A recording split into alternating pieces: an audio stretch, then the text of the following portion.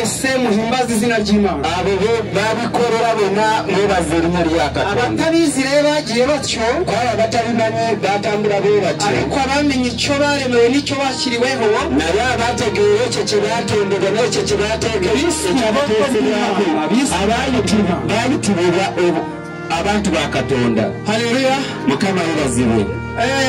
Iyi Mana yacu rero ono Katonda yaffe igitangaza Imana iri kumwe natwe. Kintu ekyamaanyi kuba Katonda ali wamu naffe, kandi iri muri twe, urusengero rwayo ruri muri twe. Haleluya. ate ali muffe kubanga ekkanisa eri muffe mu linnya lya Yesu. Muri twebweho rero Kuffe ni igitare gitanga amazi tukanywa tugashira inyota kandi tugatohagira. lwezi olugaba amazzi ne tunywa ate ne tutandika okugeja. Kuri twebweho rero Kuffe ntabwo twakinishije ijambo ryayo, tetwazanyira mu kigambo kye, tuzigere turikinisha iri kubibona, iri kubyumva by'iteka ryose. ate tetukizanyirangako n'olunaku olulala emiwendo gyonna. Kuri twebweho rero Kuffe uyu muremyi w'ijuru n'isi, ono Katonda eyatonda eggulu n'ensi, ni intara yo mu muryango wa Yuda yanesheje. ono ye mwana ogw'empologoma ow'omufamire ya Iburahimu. Haleluya. Yesu ashimwe cyane. Mukama yebazibwe. Turi ku nsanganyamatsiko, turi ku mutwe ogugamba hirya y'ibigaragara hari ibindi utazi.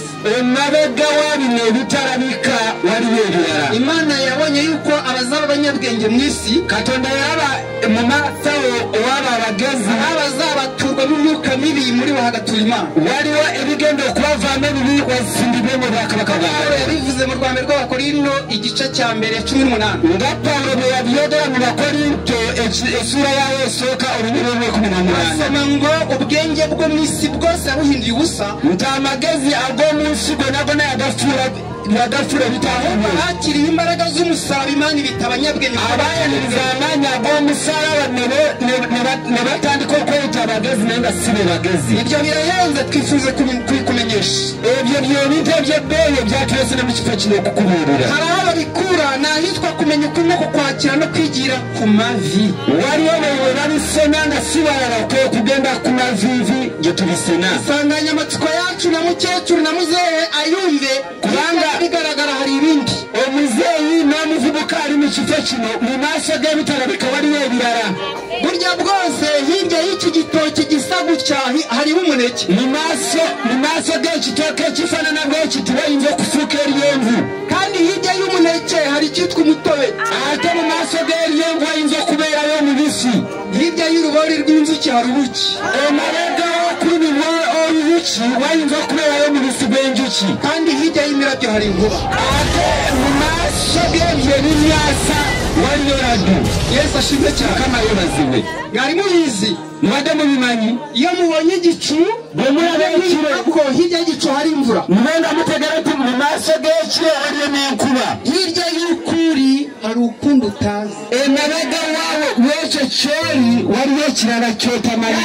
byahishwa abantu ariko hari n'ibyahishuriwe abantu. byakwekebwa abantu naye waliwo nebyabikulibwa abantu. yagiye mu bantu benshi ariko ntibamumenya. yatambulira mu bantu bangi naye ne batamutegeera. abo nari mwene Yozefu na Mariya, ne batandika okulaba nga ye mwana wa Yozefu ne Mariya. arabibemerera. nakkiriza. ariko hari abandi naye waliyo abalala yabwiye ngo nkurikira. be yagamba nti ngoberera. hirya yankurikira mu maaso ga ngoberera habaye ibindi. wabeerayo ebirala.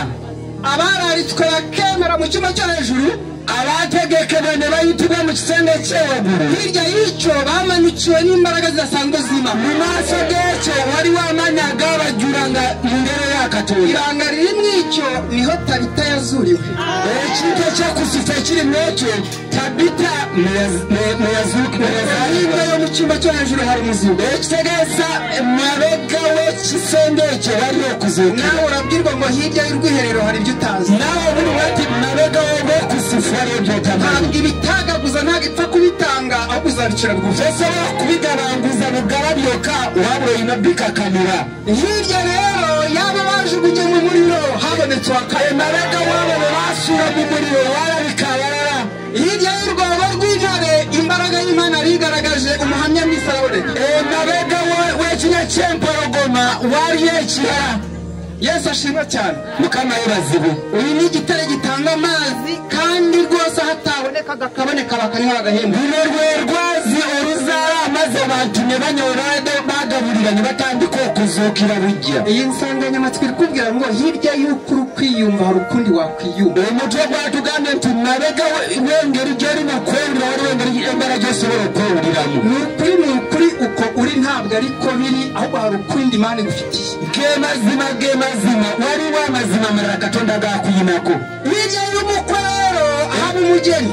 Nabega wo mukate wabera yo muguru. Hirya y'ijambo umuhungu yavuze dore ikibi byaje. Nabega wo murenze ikigamba cyedera nabe kivuze kijambo tubwirwa na gitare abihindura ukundi. Nabega we ikigamba Yesu je cyatutegeza abizari samengera kumwakira tuzatama ikirere.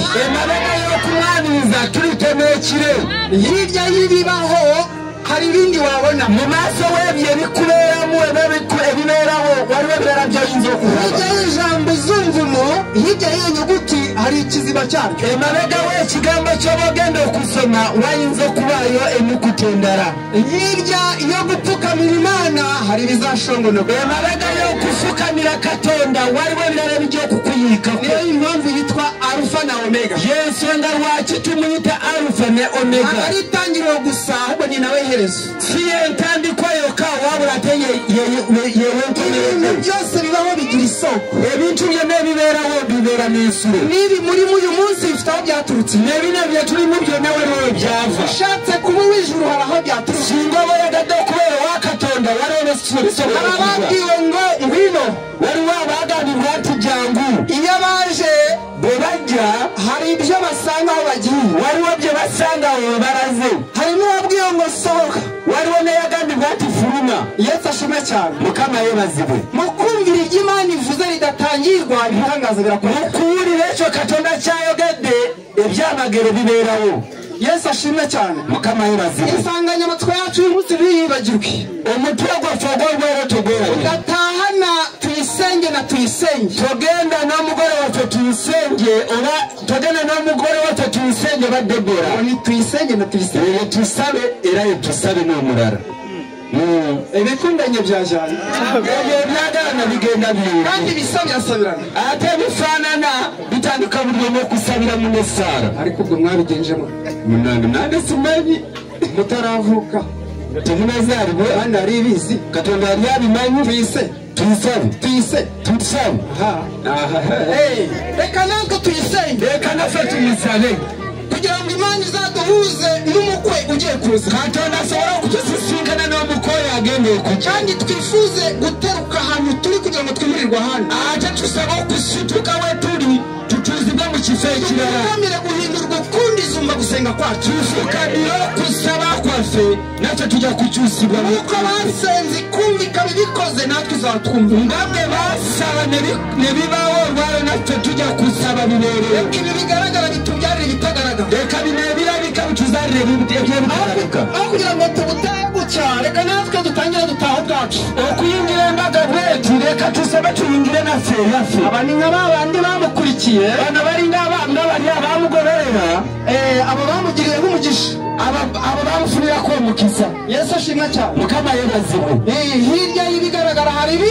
Mabega webye ebirabika wabire birara. Hirya